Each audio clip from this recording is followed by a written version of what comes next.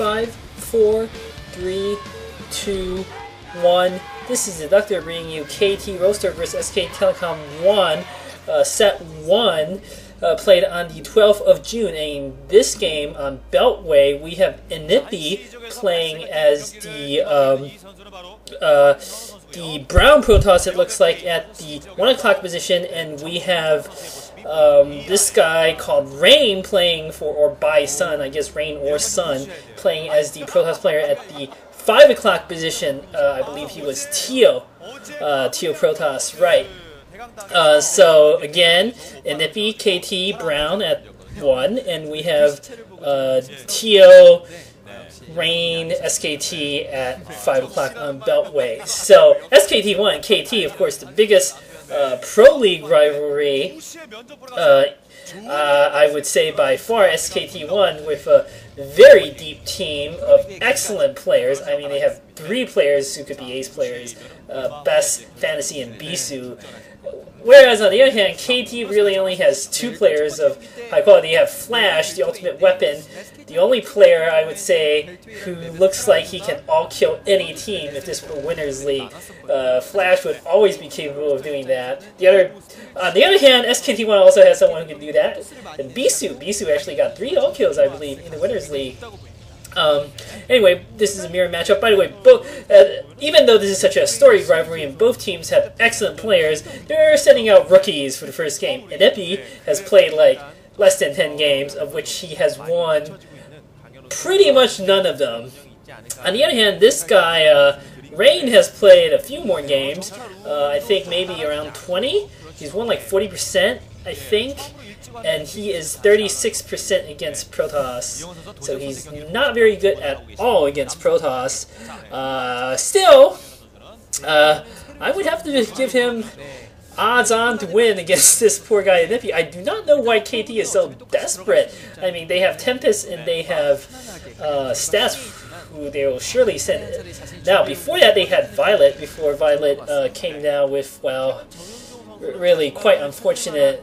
He had cancer, basically, and obviously when you get cancer, you have to not die from the cancer and get treatment, and there's nothing you can do about that. And looks like this probe getting picked up, and I was just doing the calculation, in fact, for this. If the probability is 1 in 20, then I think it is correct that you should see in 400 games that sort of game occurred twice in a row. However, in 400 games,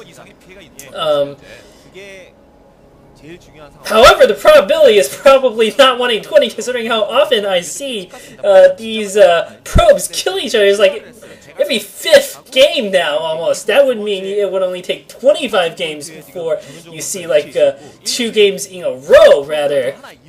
Although that is not true if the games aren't in a row. That is a more complex calculation to see, you know, if out of 25 games, if there's 1/5 probability each game of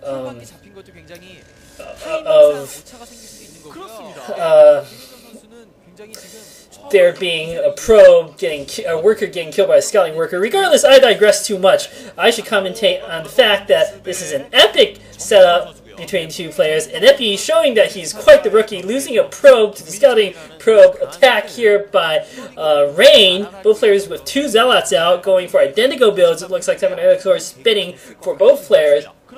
So they are both going for the same build. Nothing crazy coming out from either player, except Rain did take an early advantage, and these Korean girls, who are quite cute, are not really hiding their faces. They're half-heartedly hiding their faces. Now, here's something interesting. An early Robo Bay. Oh, okay, no, both players going for the Robo Bay. They're probably just going to get observers. Neither player opting to put down more gateways early on. This is still somewhat earlier. Okay, now we see both players putting down their second gateway. Perhaps, well, no, that's not true. We only see Anyppi putting down his second gateway. We do not see a second gateway coming down here for... okay, now we see the second gateway coming down for Rain just a bit later. So, nothing too unusual. I might be wrong, but usually Protoss, I think, go for 2 gateways and then the Robo Bay. Although I could be completely lying about this, I am not an expert in Protoss vs. Protoss. I am merely an amateur commentator. But I seem to recall more often than not, you put down 2 gateways and then the Robo Bay. I could just be very confused here. Regardless, both players should have observers out to scout early, and perhaps they will focus a bit more on Reaver action after this. Oh, that is interesting. Divergence here. Anyppi going for the Robo Bay first, not the Observatory, so he's going to get Reavers first. And, I mean, if you go for Reaver first, you want to do some damage with it as best you can. On the other hand, Rain will have the usual Observer first. He's going to get good scouting information, and he's going to ensure himself against any sort of Dark Templar attack, although none is coming. He should be able to see this shuttle with the Reaver out soon. So I don't think he's going to be too bothered. On the other hand, this Reaver I don't think is going to do too much damage coming from Anyppi. The thing is, by the time he manages to get the Reaver to shuttle over to Rain's base, Rain should have his own Reaver shuttle out to respawn. Furthermore, he can position using the Observers and his Dragoons to minimize any sort of damage, I feel. Any sort of harass damage. Looks like Rain is pushing out with early forces, Dragoons, and Zealots. Anyppi spies this, and he is retreating his forces to the ramp. Once he has his Reaver out, and that guy looks like he's yawning a bit. Once the Reaver is out, there shouldn't be too much that Rain can do to push the front. However, going for the Reaver first, usually you want to put on some pressure, and that's exactly what Anyppi does. Unfortunately for him, he is spotted by the Observer.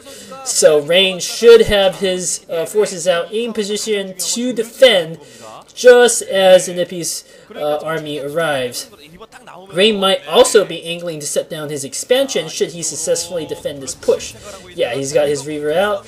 So now we have this Reaver shooting a Scarab. The Reaver is not hit. Ooh, that time though, that Scarab hit the Reaver. And Anyppi, oh, so close. Good Reaver shot. Oh, but unfortunately he loses his shuttle and his Reaver now. Critical loss there for Anyppi, despite the fact that he has some excellent Reaver shot. Without the Reaver, he's not going to be able to push the front, especially considering how short the supply line is. Anyppi really showing that he is not quite the excellent player that he needs to be here in such a storied Pro League rivalry.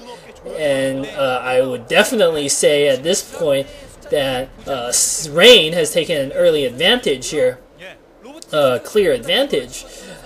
He's got an extra Reaver and a shuttle. That's a huge boon. Both players putting down their expansions. Unfortunately for Anyppi, he's got no initiative. He's not going to be able to put on any sort of pressure. His early robotic support bay not really hurting him per se, but not really doing any sort of damage either. Surely he was hoping to put enough pressure on the front to, at the very least, delay the expansion. He's got another Reaver out. He's going to have to build the Reaver and the shuttle. It's going to take him some time. Now we have 2 Reavers and a shuttle out here for Rain. Having the shuttle is absolutely critical to help micro your Reavers, and I have to say, Anyppi's Reaver micro really quite terrible. I don't know why KT keeps sending this guy out. I mean, okay, sure, you give your rookies, you know, a few more chances to prove themselves, but I don't know. This guy's not really impressing me. His play, he lost his Observer, by the way. That's also extremely useful, having Observer to scout. And this Reaver, ooh, critically getting a Scarab shot off on both those Reavers. Oh, so close! If that Scarab had gone off on both Reavers, that would have been stopped Rain's push for sure. Both players microing their Reavers. Crazy, but Anyppi failing his micro. He's got no Reaver left, and this is going to be GG. Probably. You cannot lose 2 Reavers like this. Those SKT1 fans are delirious with joy. This is a complete slaughter at the front. GG coming from Anyppi. Rather poor performance, I have to say. Just basic micro mistakes. And that's how Rain won. Going on to set 2.